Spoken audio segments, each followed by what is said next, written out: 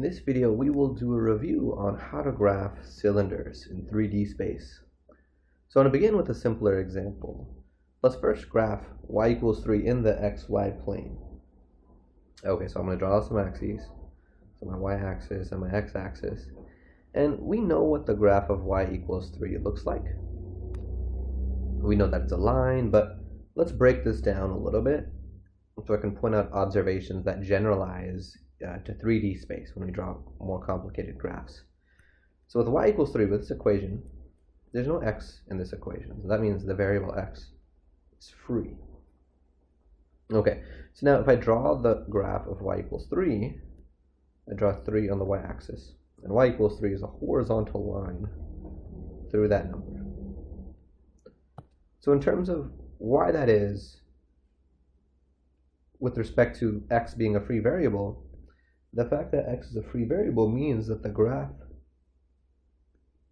sweeps out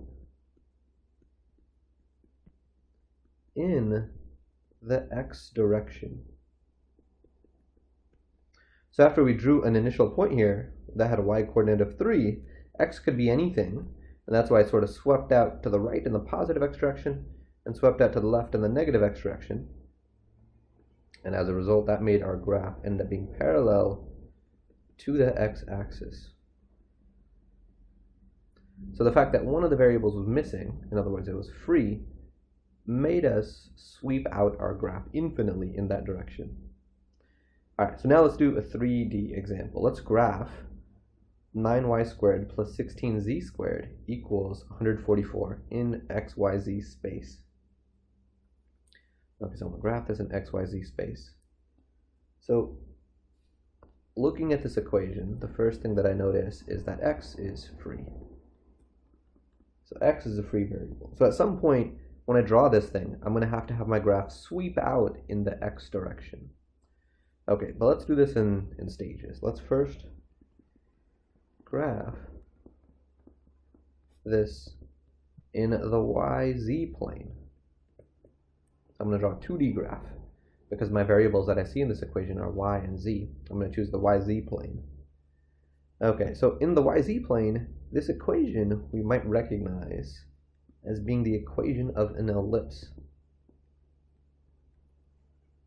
Alright, so to graph an ellipse, as we talked about in the last section on conic sections, it's helpful to find the intercepts. So in this case, let's find the y-intercept and the z-intercept.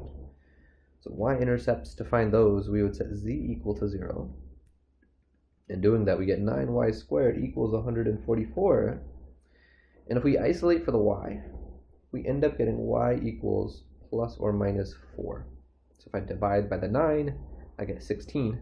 And square rooting both sides, I get plus or minus 4. So to get the z-intercepts, we set the other variable equal to 0, in this case y. Set y equal to 0. And that gives us 16z squared equals 144. And dividing by 16, we'll get 9 on the right-hand side. And square rooting both sides, we get z equals plus or minus 3.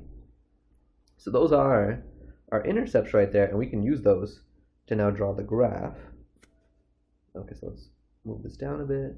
Okay, so I'll draw some axes. So I'll draw a y-axis and a z-axis,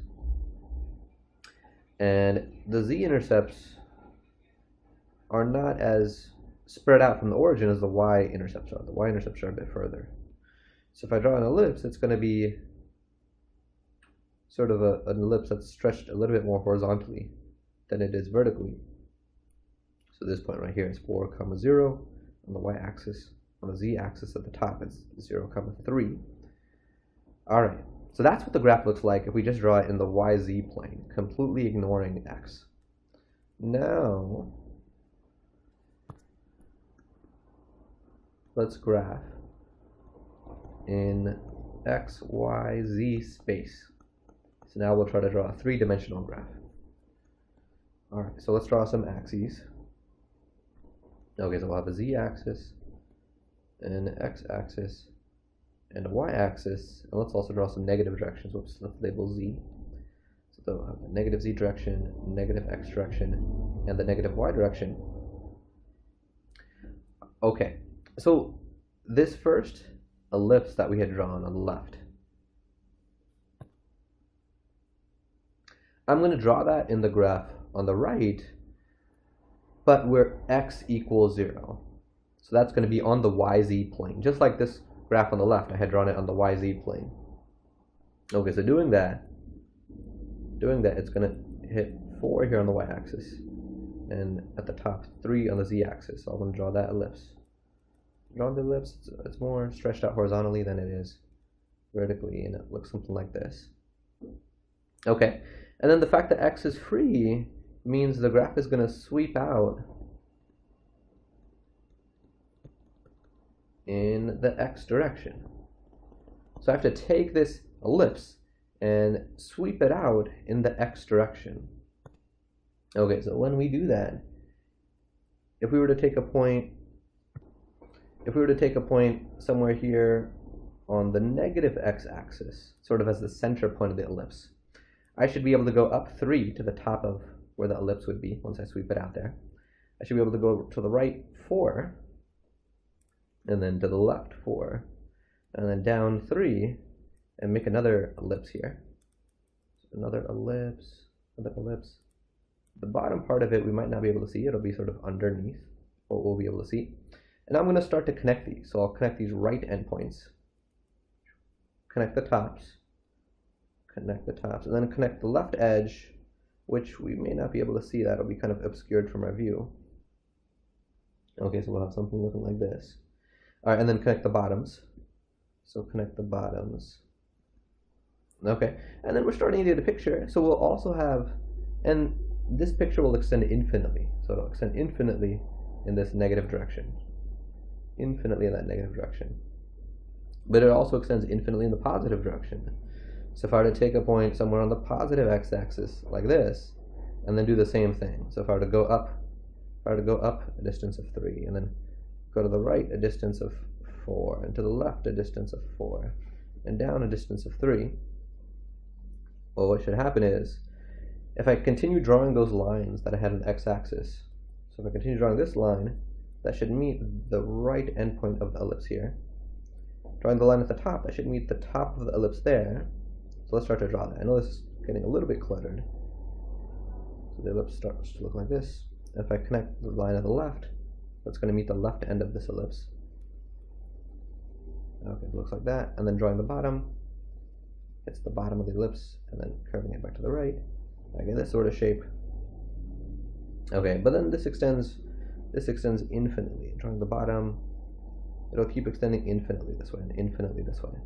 And that's a rough sketch of my graph right here. So this graph is called an elliptic cylinder. An elliptic cylinder. It's elliptic because the cross sections are ellipses. So recall that with a cylinder, one variable is free in the equation, so the graph sweeps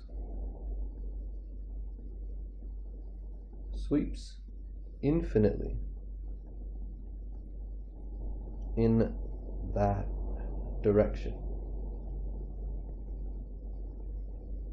Alright, so in the next video we will try to draw graphs when we have no variable being free in the equation, and our equation has degree 2, kind of like this one did. It had degree 2 because that's the highest power of the variables that I see. So that is what we'll look at in the next video. In terms of our goals for this section, we have now reviewed how to graph cylinders. Beginning with the next video, we will start to talk about quadric surfaces and how to graph those.